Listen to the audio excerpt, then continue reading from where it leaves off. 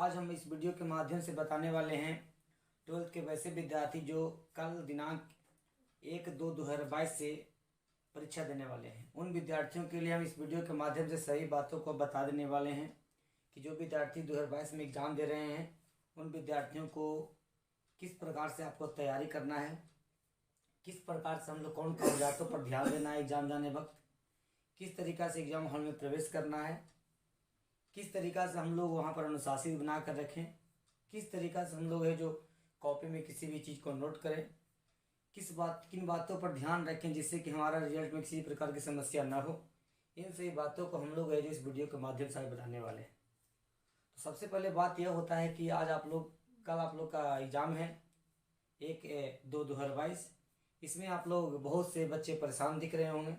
परेशानी नहीं लेना है। जो आप लोगों ने साल भर के अंदर तैयारी किया वही तैयारी को एक बार अपने आप माइंड में मंथन कर लेना है। मंथन करने के बाद शांतिपूर्ण तरीके से आप लोग को एग्जाम देने को जाना है। उसमें सबसे पहले आपको क्या करना है, सबसे पहले आप लोग जो भी आप लोग कल एग्ज़ाम देने के लिए जा रहे हैं उन विद्यार्थियों को हम सूचना दे दें कि जो भी आपका ज़रूरत कागजात जैसे कि प्रवेश पत्र, पेन, कोई भी फ़ोटो सहित पहचान पत्र, और यदि मास्क, अगर आपका छोटा कोई सैनिटाइज़र का डिब्बा हो तो सैनिटाइज़र ले सकते हैं।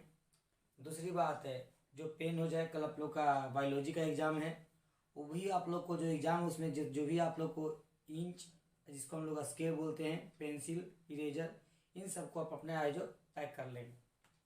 दूसरी बात, जब हम लोग इतना सामान को पैक करने के बाद हम लोग जब अपने घर से निकलते हैं तो आपके परिवार के सदस्य में जो भी आपसे बड़े हों उन सभी बड़ों का सबसे पहले आशीर्वाद लीजिए। कहा जाता है कि आशीर्वाद एक ऐसा चीज़ है जो दिखता नहीं है। आशीर्वाद जो ऐसा चीज़ है जो दिखता नहीं है और जिसके ऊपर इंसान का आशीर्वाद ले जाता है वो इंसान का काम है जो असंभव है, जो काम है जो संभव हो जाता है। इस बात को आप लोगों को ध्यान में रखते हुए जैसे हम घर से निकलते हैं, अगर आप जहाँ एग्ज़ाम दे रहे हों और वहीं आप शिफ्ट हो गए हैं जिस एरिया में हैं तो बहुत अच्छा है। यदि आप अपना वाहन से आवागमन करते हैं तो अगर हमारा तो जैसा मेरा सलाह है कि आप जहाँ रह रहे हैं, जहाँ आपका जहाँ एग्ज़ाम है वहाँ आप ढंग से अच्छे तरीक़े से वहीं पर आप व्यवस्थित हो जाइए। किन्हीं के परिवार के यहाँ किन्हीं 2 मित्र 4 मित्र मिल करके आप अपना रूम ले लीजिए कमरा भाड़ा पर, उसमें आप अच्छे तरीक़े से एग्ज़ाम की तैयारी करिए।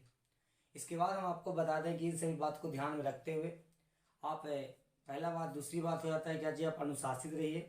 कहीं भी जाइए आप अनुशासित रहिए। कहीं पर आप अपना किसी भी काम को करने के लिए आप अपनी ऊंची आवाज़ का इस्तेमाल ना करें। ऊंची आवाज़ एक ऐसा चीज़ है जो हर इंसान को, कितना भी बड़ा इंसान मंजिल को छू दे, ऊंची आवाज़ इंसान को गिरा देता है। कहीं पर भी आप अपना काम करिए नीचे आवाज़ में। दूसरी बात, हम लोग जब क्लास में एंट्री करते हैं तो एंट्री करने के वक्त ऐसा नहीं कि हम कोई कागजात नहीं रखे हुए हैं, कोई चोरी करने का कागज़ नहीं रखे हुए हैं, तो हम लोग उनके जो हमें जो चेक करने वाले हैं, जो जांच करने वाले हैं, उनसे हम अभद्र लैंग्वेज का इस्तेमाल करेंगे, ऊंची आवाज़ में बात करेंगे। केवल आप ऐसे ऊपर हाथ करके चले जाइएगा, आपको कोई डिस्टर्ब नहीं करेंगे।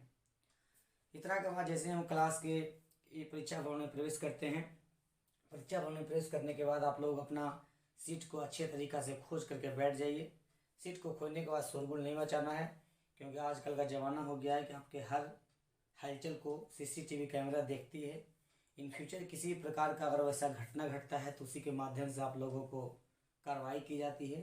इन सभी बातों को मद्देनजर देखते हुए सवाल जवाब कहिए जब हम बता दें, अनुशासित रहिए, ऊंची आवाज़ में बात न करें। आपका ऊंची आवाज़ में बात करने पर बना हुआ काम बिगड़ जाता है। अगर आप नॉर्मल तरीके से बात करते हैं तो आप लोग का जो काम बिगड़ रहा है वो आपका बन सकता है। इन सब बात को ध्यान रखना है। अब रह गई बात की एग्ज़ाम आपका जब स्टार्ट होता है तो आप लोग को OMR उत्तर पत्र मिलता है।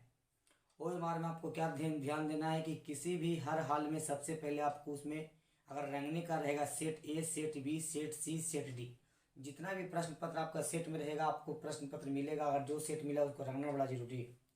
उसके बाद रोल नंबर आपको भरना जरूरी है, रोल नंबर होगा तो रंगना बहुत जरूरी है। अगर आप ये सब चीज़ आप लोग छोड़ देते हैं तब कितना भी अच्छे तरीक़ा से एग्ज़ाम देकर आइए आप लोग का रिजल्ट पेंडिंग चला जाता है। इन सभी बात को ध्यान में रखते हुए आप लोग हर पॉइंट को, हर बिंदुओं को ध्यान में रखेंगे। उसके बाद क्वेश्चन को बनाने का काम करेंगे। जैसा मेरा सलाह है कि 2 क्वेश्चन कम बनता हो कोई दिक्कत नहीं है, लेकिन यदि आप लोग को 2 क्वेश्चन ज़्यादा बनाने के चक्कर में अगर आपका कोई एक सेट छूट जाता है, नाम छूट जाता है, तो ना जाने आप लोग को कितना बार बिहार बोर्ड दौड़ना पड़ता है। इन सही बातों को ध्यान में रखते हुए आप लोग को सबसे पहले सारी पॉइंट को सारे सिस्टम से नंबरिंग दिया होता है 1 2 3 सीरियल नंबर सब कुछ आप लोग उसमें फिल कर देंगे। फिल करने के बाद आप लोग को टोटल 1 अंक स्तरीय प्रश्न की संख्या 70 होगी, जिसमें केवल आपको 35 प्रश्नों का जवाब देना है। उस 35 प्रश्नों का जवाब आप कैसे दे सकते हैं, चाहे 1 दीजिए, चाहे 5 दीजिए, चाहे 7 दीजिए, चाहे 9 दीजिए, सीरियल नंबर से भी आप दे सकते हैं, कोई दिक्कत नहीं है। टोटल मिलाकर के टोटल 35 क्वेश्चन होना चाहिए। 35 क्वेश्चन से जैसे ही आप ज़्यादा जवाब देते हैं आप लोग को सीरियल नंबर से 1 2 3 काउंटिंग करके आपका 35 प्रश्न चेक किए जाएंगे और बाकी प्रश्न का जवाब आपका आंसर है जो अगर आगे सही भी बनाए तो आपका चेक नहीं हो पाएगा। इसके बाद रह गई 2 अंक वाले प्रश्न का जवाब। 2 अंक वाले प्रश्न के जवाब कैसे हम लोग देंगे, उन प्रश्नों को जवाब देने के लिए हम लोग क्या करेंगे, कॉपी के दोनों ओर चौथाई छोड़ेंगे। मान लीजिएगा आपका लेफ्ट साइड में 2 इंची का चौथाई है, तो राइट साइड में आप 1 इंची छोड़िएगा। 2 अंक वाले प्रश्नों का जवाब जितना प्रश्न आपका जवाब मांगता है उतना ही जवाब देना चाहिए। ऐसा नहीं कि 2 अंक वाला प्रश्न वैसा है जो आपको लग रहा है कि लॉन्ग की तरह है, लॉन्ग क्वेश्चन भी कोई लगता है 2 अंक में देखने को, लेकिन उसको उसी तरह से जवाब देना है। 2 अंक वाले प्रश्न का जवाब आपको 30 से 25 शब्द में देना है। जब ऐसा हो 30 से 25 शब्द का मतलब आपको समझना है क्या चीज़, वो आपका लगभग 3 से 4 लाइन में होगा।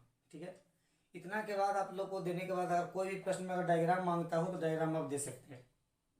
इसके बाद डायग्राम जो आप लोग को पढ़ा जाता है तो नेक्स्ट आता है 5 अंक वाला प्रश्न। 5 अंक वाले कुल प्रश्नों की संख्या आपका 6 होते हैं, जिसमें केवल 3 अंक वाले 3 प्रश्न का ही जवाब देना है। ये 3 प्रश्न का जवाब देते हैं। डायग्राम हो तो डायग्राम बनाना है, ज़्यादा प्रश्न का जवाब देने का प्रयास न करिएगा, समय आपका खुद बर्बाद होगा। कोई भी क्वेश्चन मान लीजिए 5 अंक वाला क्वेश्चन है, 5 अंक वाला प्रश्न को उतना ही समय दीजिए, लगभग का 15 से 20 मिनट में बन जाना चाहिए। ज़्यादा समय दीजिएगा समय बर्बाद हो जाएगा।